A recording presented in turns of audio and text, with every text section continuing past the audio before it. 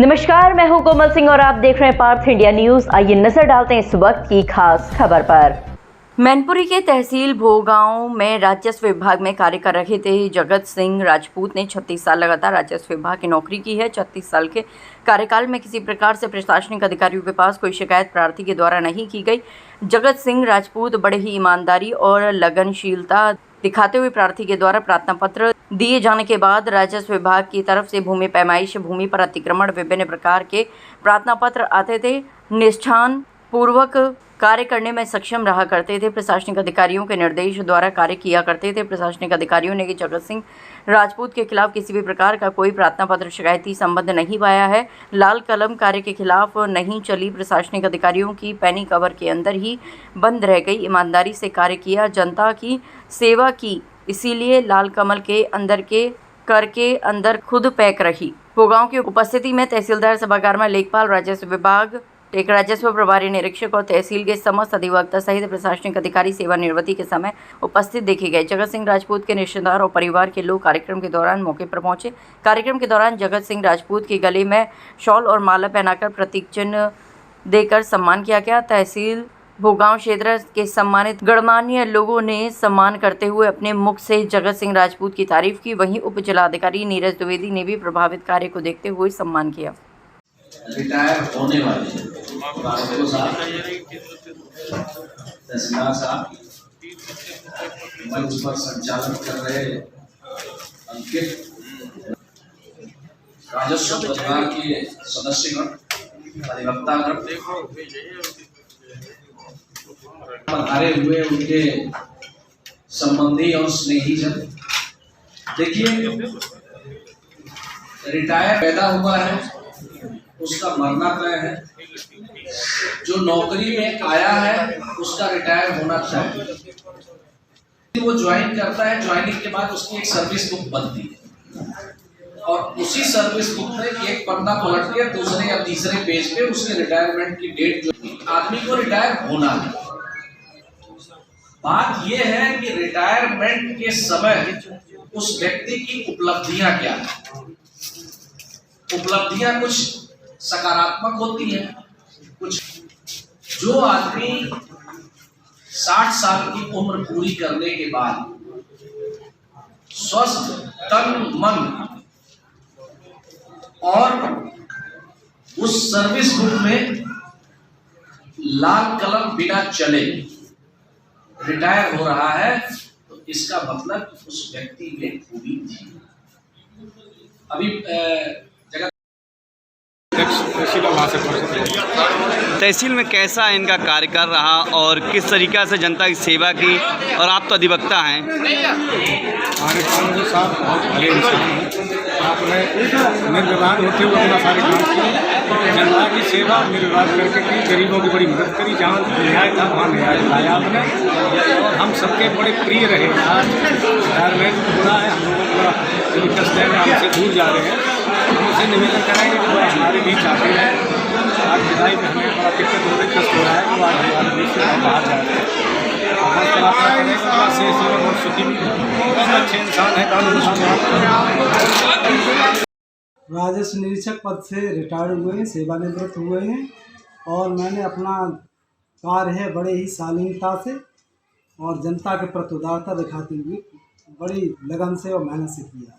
लगभग कितने वर्ष आपके होंगे? करीब सेवा में 36 साल के लगभग मेरी सेवा हो गई है। आपका जब विदाई समारोह हो रहा था उस समय एसडीएम भोगांव कह रहे थे आपके प्रति किसी प्रकार की शासकीय कलम नहीं चली, आपने ईमानदारी से कार्य किया। वो शब्द उन्होंने क्यों इस्तेमाल किए थे? माननीय हमारे जो उपजिलाधिकारी महोदय वर्तमान में हैं, हमारे यहाँ पहले पूर्व में तहसीलदार साहब रह चुके हैं। उन्होंने हमारे कार्यकाल को देखा है और जब भी उन्होंने जो कार्य हमें सौंपा था बड़ी तन्मयता से, कर्मठता से मैंने उसे किया है। रात में भी मेरी ज़रूरत पड़ी तो मैंने जाकर के उस काम को निकाला। किस जनता के साथ किस तरीके से जो प्रार्थना पत्र देने आते थे, किस तरीके से आप वार्ता करते थे और किस तरीके से पैमाइश है, काफ़ी विभिन्न कार्य हुआ करते, उनको कैसे निपटाया करते थे? जनता के प्रति मेरा व्यवहार हमेशा ही उदार रहा है और जनता का भी व्यवहार, यहाँ की जनता का व्यवहार भी मेरे प्रति हमेशा ही उदार है। मैंने जनता के कार्यों को बिना लाग लपेट के और उनकी कार्यों को पूरा किया है। मुझे यहाँ की जनता से विशेषकर, चूँकि मैं यहाँ भोगांव में पढ़ा हूँ, तो भोगांव के आसपास की जनता से मेरा बहुत ही लगाव रहा है। इसीलिए मैंने उनके कार्यों को निष्पक्ष रूप से बिना भेदभाव के किया है। काफ़ी ऐसे हुआ था भूमि को जैसे कार्य हुआ है, प्रार्थना पत्र पर विवादित मामले हुआ करते थे, कभी कभी दोनों पक्ष इकट्ठे होते थे, झगड़े की नौबत आती, उसे किस तरीके से आप सुलझाते थे? देखिए, यहाँ अधिकांश टीमें विवादित मैटरों में गठित होती थी, उसमें मुझे उसका प्रभारी बनाया जाता था। मैं दोनों पक्षों से बातचीत करके, सुझाव दे करके और उन्हें ये समझाते थे कि भाई अगर आप अधिक जोते हैं तो आपकी ज़मीन तो निकलनी ही है, इसलिए अभी निकल जाते बढ़िया। तो आदमी मेरी बात को मान लेता था और बड़े आसानी से सभी मामले सुलझ जाते थे। प्रशासन को किस तरीके से आप देखते थे और प्रशासन का आदेश किस प्रकार मानते थे? देखिए, प्रशासन का, चूँकि मैं शासकीय सेवा में आया हूँ, तो जनता की सेवा करना और प्रशासन का आदेश मानना ही मेरा कर्तव्य है। इसलिए मैंने प्रशासन की जो भी हमारे उच्च अधिकारियों द्वारा कार्य सौंपे गए, उन्हें मैंने बड़े ही निष्ठापूर्वक निपटाया है। पद को लेकर कभी आपको अहंकार हुआ था या नहीं? नहीं, पद को लेकर मुझे कभी अहंकार नहीं हुआ, क्योंकि मेरा स्वभाव ही सौम्य है। इसलिए मैं कभी भी पद को लेकर कभी भी मतलब अहंकार नहीं हुआ, और न भविष्य में मैं कभी अहंकार करता हूँ, न करूँगा। प्रशासन के लिए क्या कहना चाहते हैं? बहुत अच्छी तरीके से आप सेवानिवृत्त हुए हैं, घर आए हैं और प्रशासन का काफ़ी सहयोग रहा, उन्हें कैसे धन्यवाद करेंगे? सब जो भी हमारे प्रशासनिक अधिकारी रहे हैं, चाहे वो पूर्व में भी रहे हों और वर्तमान में भी यहाँ हैं, सभी ने मुझे बहुत ही प्यार से देखा है। चूँकि हमारे रिटायरमेंट की जो सेवानिवृत्त हम कल हुए रात में, हमारे पूर्व के कई अधिकारियों के मेरे लिए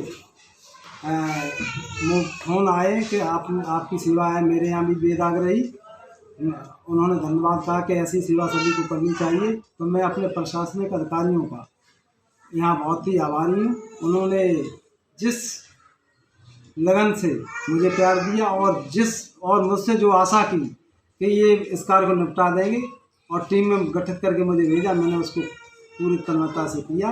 मैं यहाँ के प्रशासनिक अधिकारियों का आभारी हूँ, और ख़ासकर यहाँ के लेखपाल बंधुओं का भी, राजस्व निरीक्षकों का, और हमारे जो सहयोगी सभी रहे हैं, मैं उन सभी का आभारी हूँ। आज के लिए बस इतना ही। ऐसे ही देश और दुनिया की तमाम छोटी बड़ी खबरों को देखने के लिए जुड़े रहिए पार्थ इंडिया न्यूज़ से, हमेशा सच के साथ। नमस्कार।